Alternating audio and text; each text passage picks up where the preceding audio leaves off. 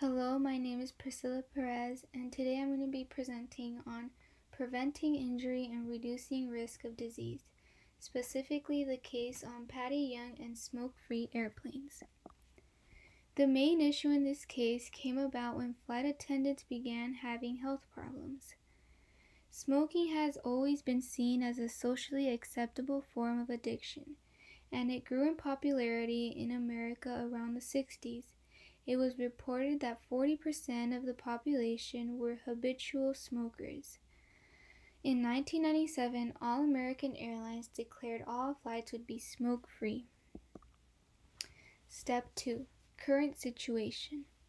Smoking has now been restricted from all airlines in America. Strengths consist of airline workers no longer being exposed to dangerous secondhand smoking.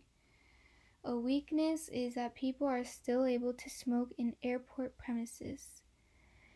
A way that public health workers could use this as an opportunity would be to educate the public about the hazards that come with smoking in public areas such as airplanes. This ban could potentially start up other unions that go against this ban. The Flight Attendant Medical Research Institution's mission statement is to give back to scientific and medical research for early identification and remedy of exposure to tobacco-causing illnesses. Step 3. Prioritizing core issues. The root cause of this problem came about when passengers began smoking in airplanes. Flight attendants realized that they were encountering side effects that correlated to being heavy smokers when they have never smoked. Prioritizing awareness. We should prioritize awareness on health over hazardous work environment, which would influence an overall positive change. I found that it took around 21 years to fully ban passengers from smoking on airplanes. Step 4. Analyzing alternatives. The social ecological model begins with an individual noticing a specific problem and wanting to create change.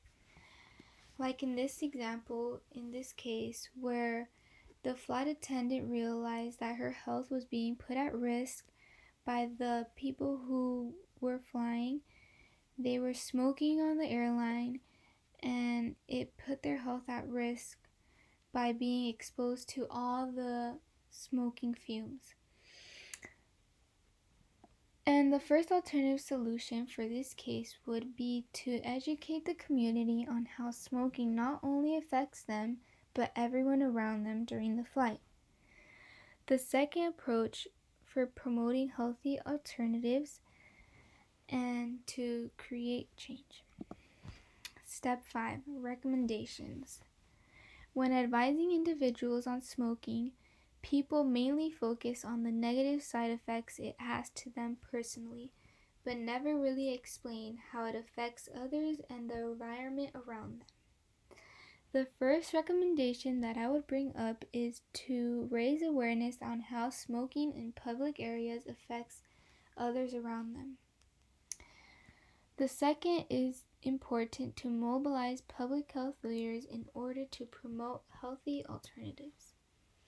The final recommendation is to gain public trust by having data and personal experience to support their motives. Step 6. Action plan. I wanted to add on to this case by introducing other public areas that could be hazardous in regards to secondhand smoking.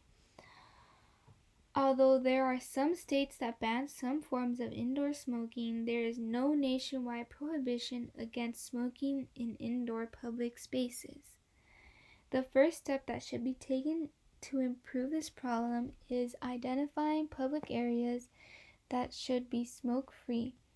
This process should take 6 months in order to ensure that the safety of the population is taken into consideration. The next thing that should be done is promoting and advocating for smoke-free environments in order to reach politicians. This step should be finalized by the year 2024. The main purpose of this plan would be to reduce the effects of secondhand smoking and promote an overall healthy environment. Step 7. My opinion. I have noticed how much people are bothered when someone around them is smoking, and it has motivated me to look into how secondhand smoking affects the individual's health. In other countries like China, some airlines still allow passengers to smoke.